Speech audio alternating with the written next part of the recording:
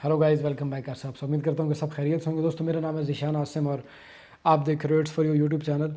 Recently Hungarian embassy Islamabad ने बहुत सी जो अपॉइंटमेंट्स बुक हुई थी जुलाई के महीने की, वो सब उन्होंने डिलीट कर दी हैं। और बहुत से लोगों की क्वारीज आ रही थी कि ज़ीशान भाई, हमें अपॉइंटमेंट दिलाने में अगर आप कुछ हेल्प कर सकें, और हमें अपॉइंटमेंट चाहिए, हमारे वीज़ा प्रोसेसिंग में है, पेंडिंग में है। तो अपॉइंटमेंट्स को लेके आज की वीडियो बनाने जा रहा हूँ और आप लोगों को मैं प्रॉपर एक्सप्लेन करूँगा कि अपॉइंटमेंट्स को लेके क्या इशू चल रहा है, क्या मसला है, और किस तरीके से आप अपॉइंटमेंट ले सकते हो हंगेरियन एम्बेसी इस्लामाबाद से। अब जो भाई स्टडी वीज़ा पे आना चाहते हैं वो तो सिंपली अपनी अपॉइंटमेंट उठा सकते हैं, ऑनलाइन बुक कर सकते हैं या एम्बेसी को ईमेल करके। सेकंड नंबर पर जो इम्पोर्टेंट है इस वक्त, वर्क वीज़ा की अपॉइंटमेंट्स। वर्क वीज़ा की जो अपॉइंटमेंट्स हैं, अब वो आप ख़ुद बुक नहीं कर सकते।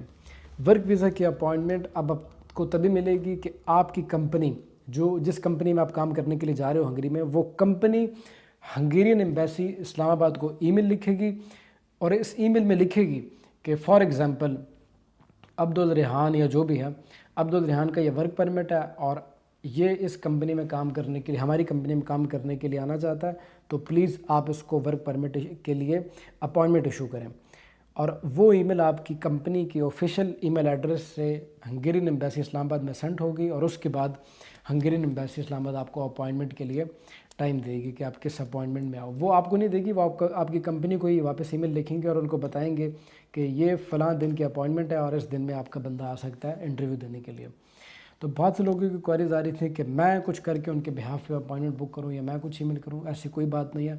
मेरे ईमेल करने से या आपके ईमेल करने से वो आपको अपॉइंटमेंट नहीं देंगे। वर्क वीज़ा की अपॉइंटमेंट सिर्फ़ और सिर्फ कंपनी खुद ईमेल करके ले सकती है या कंपनी का लॉयर जिसके पास अथॉरिटी हो कंपनी की, वो ईमेल करके हंगेरियन एम्बेसी इस्लामाबाद को आपके लिए वर्क वीज़ा की अपॉइंटमेंट उठा सकता है आपके इंटरव्यू के लिए। इसके बाद सेकंड नंबर पर एक इम्पॉर्टेंट चीज़ कि हंगेरियन एम्बेसी ने अपना ये जो सिस्टम है इसको क्यों चेंज किया।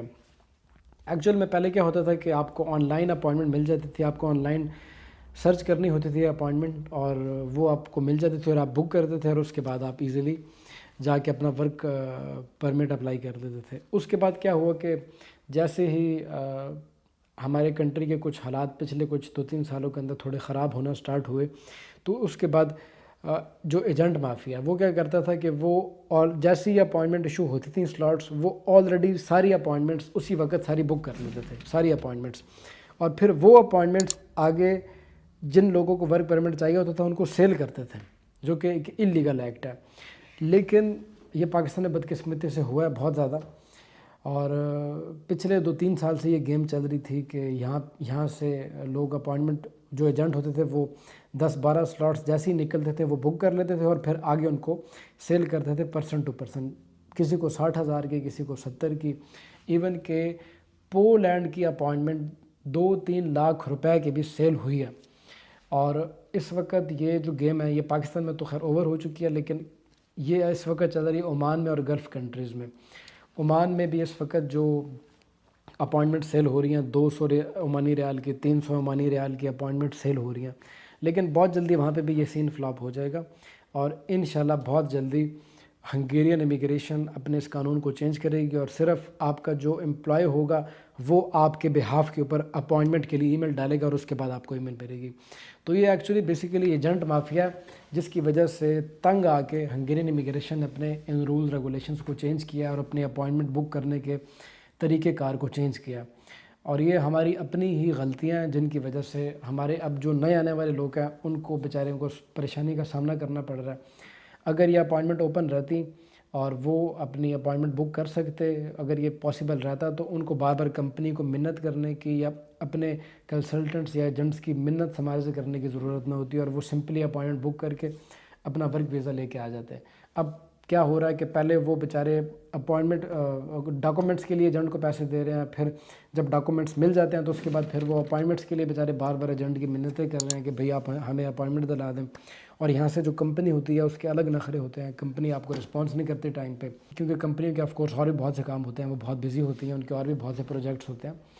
तो ये जो लानत है ये ख़ुद हमारे लोगों की वजह से हमारे इस वक्त हमारी तरफ आ रही है और उम्मीद है कि बहुत जल्दी ओमान के अंदर और बाकी कंट्रीज़ में भी ऑनलाइन अपॉइंटमेंट्स का सीन ख़त्म हो जाएगा और ये सिर्फ آپ کے کمپنی کے ای میل کرنے کے بعد ہی آپ کو اپائنٹمنٹ ملے گی.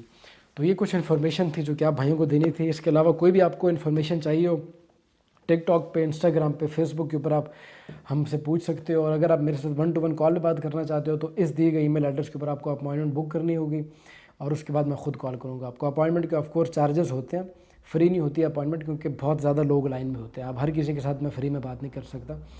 تو اپائنٹمنٹ بک کرنی ہوگی آپ کو، اور اس کے بعد میں خود کال کروں گا آپ کو. اسی کے ساتھ اب ذیشان عاصم کو دیجیے گا اجازت. ملتے ہیں اسی طریقے کی اگلی ویڈیو میں، تب تک کے لیے ٹیک کیئر. اللہ حافظ.